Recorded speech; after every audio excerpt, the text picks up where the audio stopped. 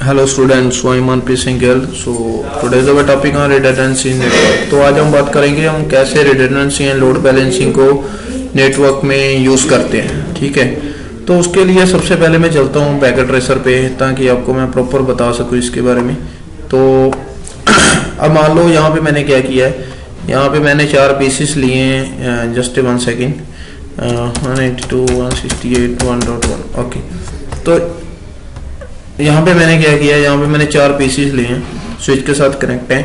तो ये एक हमारा लोकल एरिया नेटवर्क है और हर एक पीसी को मैंने एक आईपी प्रोवाइड करवाया दिन, ताकि हम एक लोकल एरिया नेटवर्क में उसकी कम्युनिकेशन कर सकें।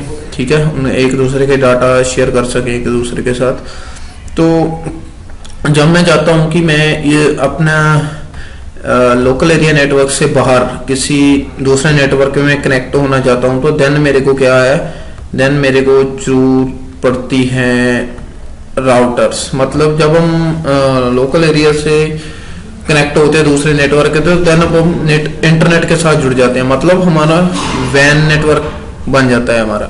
ठीक है, तो उसमें क्या होता है कि और जब हम वैन नेटवर्क के साथ जुड़ते हैं तो देन हमारे को एक हेल्प करता है उन कम्युनिकेशन करवाने के लिए, उसको बोलते हैं हम राउटर।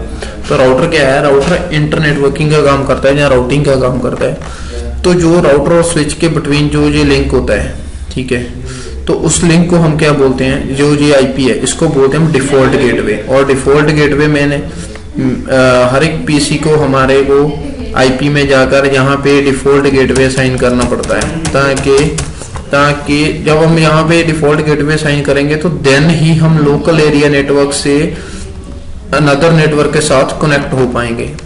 तो मान लो फॉर एग्जांपल, मान लो ये मेरा जो लोकल एरिया नेटवर्क है, मान लो ये वाला मेरा नेटवर्क क्रैश या डिफॉल्ट गेटवे जो मेरा डाउन हो गया, तो देन हम लोकल एरिया नेटवर्क में ही कम्युनिकेशन कर पाएंगे, आउट ऑफ नेटवर्क हम उसमें कम्युनिकेशन नहीं कर पाएंगे। तो इंटरनेट फेलियर के कई कारण हो सकते हैं, तो उसके लिए मैं चलता हूँ सेकंड सिनारियो पे।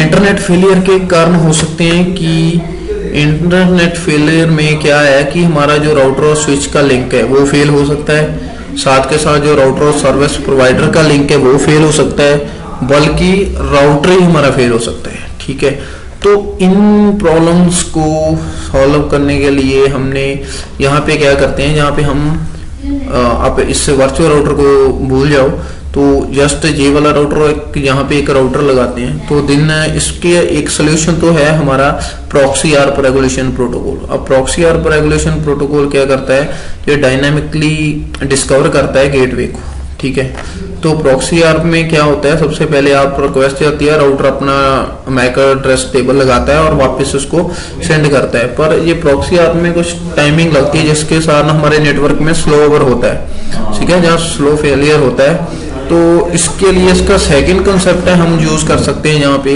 Redundancy layer 3 protocols. तो रिडंडेंसी लेयर 3 प्रोटोकॉल्स में क्या होता है कि हमारे पास ये 2 राउटर दिए हैं, तो ये 2 राउटर एक ही मैक एड्रेस पे, ठीक है, एक ही मैक एड्रेस को शेयर करेंगे। ठीक है, जहाँ एक ही मैक एड्रेस को यूज करेंगे और हमारी कम्युनिकेशन करेंगे एक दूसरे के साथ। ठीक है, तो कैसे हम रिडंडेंसी नेटवर्क में लाते हैं, जहाँ मान लो ये वाला राउटर हमारा एक्टिव राउटर बन जाएगा, ये स्टैंड बाय में चला जाएगा, मतलब हमारे पास बैकअप होगा।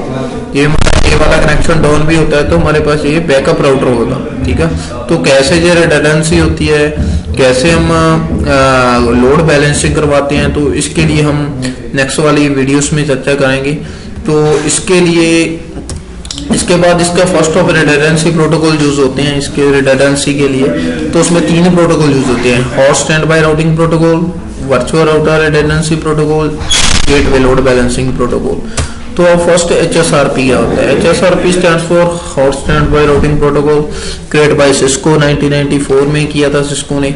ठीक है, hello timer 3 second, hold on timer 10 second, multicast group IP address version 1 के लिए 224.0.0.2 यूज करता है और 2 के लिए 224.0.0.102 यूज करता है। तो प्रेम्प्ट इसमें डिसेबल होती है। प्रेम्प्ट क्या होती है, हम कॉन्फ़िगरेशन में करेंगे इसके बारे में डिस्कशन। तो ग्रुप वर्चुअल मैक एड्रेस इसका ये होता है 0000.0c07.ac.xx, ठीक है। तो इसके नेक्स्ट है VRRP। VRRP क्या होता है? Virtual router redundancy protocol. तो इसने क्रिएट किया था इंटरनेट टास्क फोर्स। इसका मीनिंग है इंटरनेट टास्क फोर्स 1999 में। तो 5 साल लगे इस प्रोटोकॉल को आने में। तो पर इसमें एक प्रॉफिट है कि ये work with multiple vendors. What is mean of multiple? मतलब एक हमारा सिस्को प्रोप्राइटरी था HSRP। तो VRRP मल्टीपल वेंडर को सपोर्ट करता था, जैसे एक सिस्को एक यूनाइपर का राउटर है या लेयर 3 स्विच है, तो उनमें VRRP यूज करते थे। तो जो फास्टर था HSRP से, और हेलो टाइमर इसका 1 सेकंड था, होल्डर टाइमर 3 सेकंड था। तो multi caste group pipe address ये 224.0.0.1.8 यूज करता था। तो प्रेमिटिस में बाय डिफॉल्ट इनेबल होती है, ठीक है। तो ग्रुप वर्चुअल मैक एड्रेस इसका 000.5e00.01xx, ओके। तो इसके बाद थर्ड है गेटवे लोड बैलेंसिंग प्रोटोकॉल। तो gateway load balancing protocol created किया था सिस्को ने 2005 में। तो आइडेंटिकल फीचर ऑफ HSRP, मतलब एडवांस फीचर है जी HSRP का। Provide load balancing. What is mean of load balancing? जी हम आपको जब इसकी कॉन्फ़िगरेशन करेंगे तो देन आपको ये बात क्लियर हो जाएगी कि लोड बैलेंसिंग का क्या मतलब है। तो multiple group pipe address 224.0.0.1.0.2 use करता है। तो group virtual Mac address 0007b4xx.xx ये वाला। तो ये थे हमारे 3 प्रोटोकॉल। तो नेक्स्ट वीडियो में हम इनकी कॉन्फ़िगरेशन देखेंगे। तो थैंक्स फॉर वॉचिंग।